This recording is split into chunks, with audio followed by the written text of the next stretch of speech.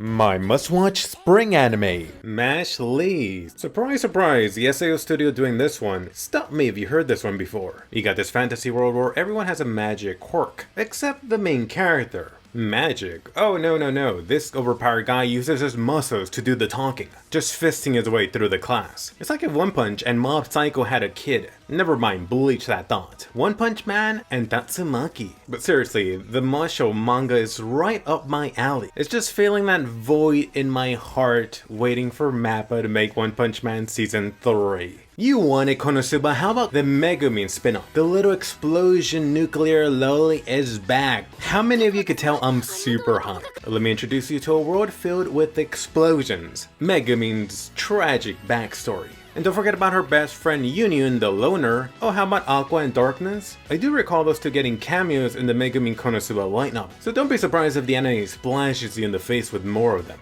But for Darkness, who cares? And I know some of you weeps are worried there is an anime studio change. You got from Dean, JC Staff, and now Drive, who's also doing Konosuba Season 3. But the people behind the scenes for the previous Konosuba anime seem to be sticking around. So Megumin fans, sound off, are you watching Hell's Paradise by MAPPA Studio? Besides me keeping track on the overworked studio, the author for Hell's Paradise also used to be an editor for Chainsaw Man. You got this main character ninja dude that left his Naruto village, he's done with life, he doesn't mind being unalived, but after one fateful meeting with this samurai chick, Eiji Danmachi here realizes he actually wants to live. So now, to try to get a pardon, he has to go to this dangerous, mysterious plant island and somehow try to find the secret of immortality and bring it back. The anime has just gotten to the island, and it really reminds me of early Demon Slayer, Bleach, the start of Attack on Titan with the Titans, just that mystery overall.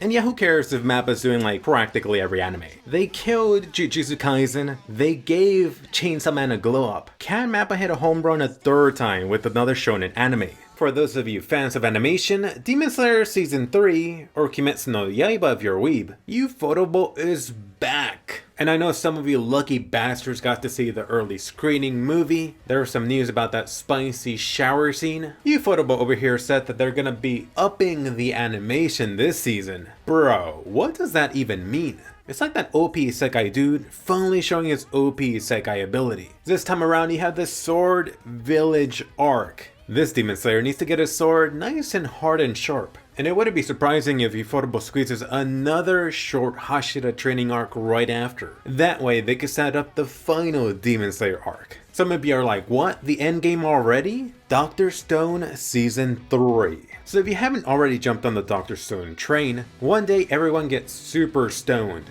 Now it's up to this 1 million plus IQ guy and his friends to science the crap out of this Flintstones age. Bring back the good things like Twitter and TikTok, and save everyone. Are they going to be able to overcome the hidden enemies and threats? Not to mention everyone not being too cheerful about bringing the old order back. It's like the Marvel fanboys saying, Thanos was right. I've always just been this huge colossal fan of Dr. Stone, really just due to my engineering background. Fun fact, the Dr. Stone manga is over, so the anime should be a complete adaptation. Let's just hope they don't pull a Promised Neverland situation. A personal favorite for me, Oshinoko, from the manga author of Kaguya-sama War is Love. You're gonna be hearing that line a lot. The first episode is basically 3 or 4 episodes just polymerized together. Stay off of Twitter, watch it now if you want to avoid spoilers. The premise for Oshinoko is involving idol anime, which I know, that alone will turn a lot of you weebs off, and this overarching mystery or challenge presented. Let me not say any more, just please watch it. So far I've been a major colossal fan of the animation.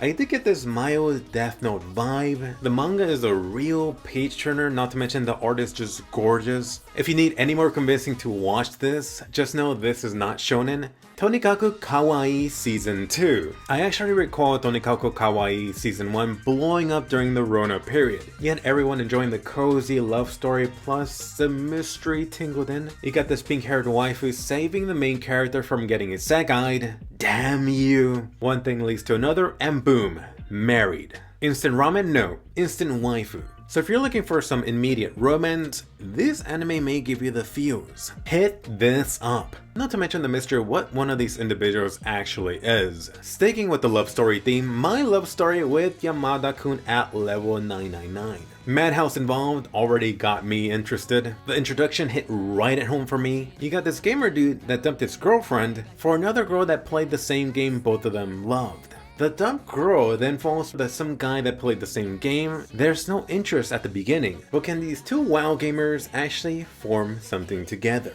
Like I said, this feels super real, especially in this age. A positive for me is that it doesn't involve high school students. Just a change in pace, something refreshing. Insomnia After School. Here's another non-shonen anime to add to your list. Like bro, Insomnia, I could totally relate. Let me not spoil the dark beginning, but this actually turns into this wholesome anime. You got this young guy and girl making this forgotten school observatory into this low-key hideout. And their friendship begins. Any possible romance here? Arama. The manga for this was super cozy, so I'm expecting this weekly, relaxing wholesome ride. Osama Ranking. This one by the ex-Attack on Titan studio, Wit. You know me, I've been watching them like a nosy jelly titan.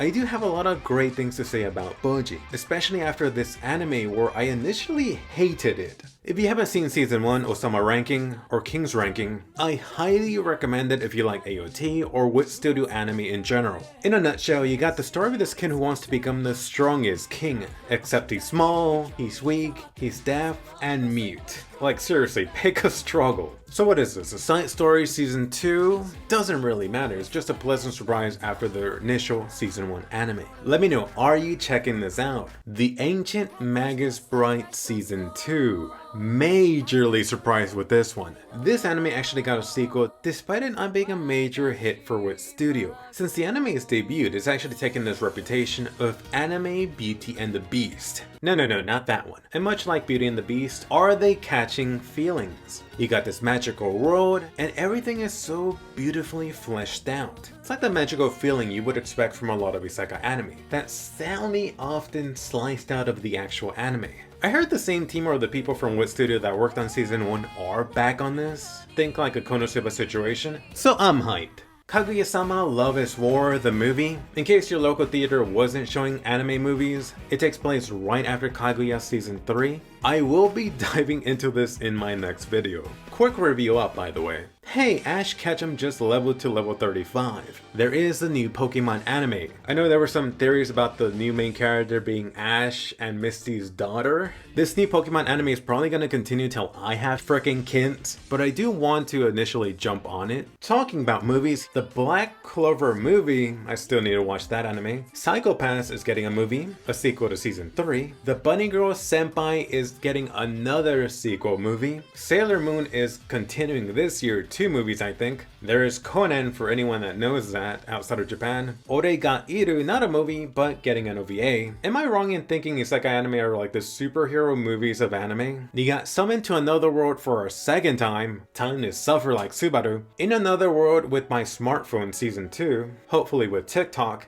Kuma Kuma Kuma Bear Punch, aka season 2. The Aristocrats' Otherworldly Adventure. The reason why Raeliana ended up in the Duke's mansion. Kamikatsu working for the useless goddess in another godless world. My one-hit kill sister. Let's see if I can say this in a breath. I got a cheat skill in another world and became unrivaled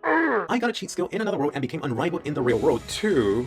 So I'm gonna be like Darkness and gonna be watching all of these isekai anime. But not gonna lie, I'm really only hyped for Kuma season 2. And one isekai anime I did mention, a reverse isekai, Odomae Elf. Pretty much an elf that's been summoned to our world and just became a weeb.